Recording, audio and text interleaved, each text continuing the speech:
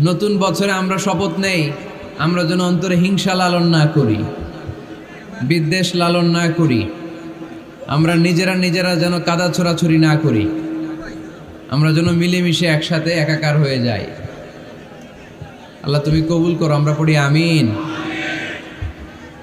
60টা জিনিস মানুষ মরে যাওয়ার পরে তার কবরে পৌঁছতে থাকে। ইন্না মিম্মা ইয়ালহাকুল মুমিন মিন হাসানাতিহি বা'দা মাউতিহি, মানুষ মরে যাওয়ার পরেও যে 60টা জিনিস তার কবরে পৌঁছায় তার মধ্যে একটা হচ্ছে মসজিদান বানাহু, সে যে মসজিদ বানিয়ে গিয়েছে ওই মসজিদের সওয়াব। সুবহানাল্লাহ পড়েন। আপনি টাকা দিয়ে মসজিদ বানিয়ে দিলেন, ওই মসজিদে মুসল্লিরা নামাজ পড়ে, রোজাদাররা এসে ওখানে ইফতার খায়, তাহাজ্জুদ আদায়কারীরা তাহাজ্জুদ পড়ে, তাদের সওয়াবের কমতি হবে না, কিন্তু তাদের সওয়াবের একটা পার্সেন্টেজ সওয়াব যে ব্যক্তি মসজিদ বানালো তার আমলনামে আল্লাহ ঢুকিয়ে দেয়। সুবহানাল্লাহ বলতে পারলেন না? হে নামাজি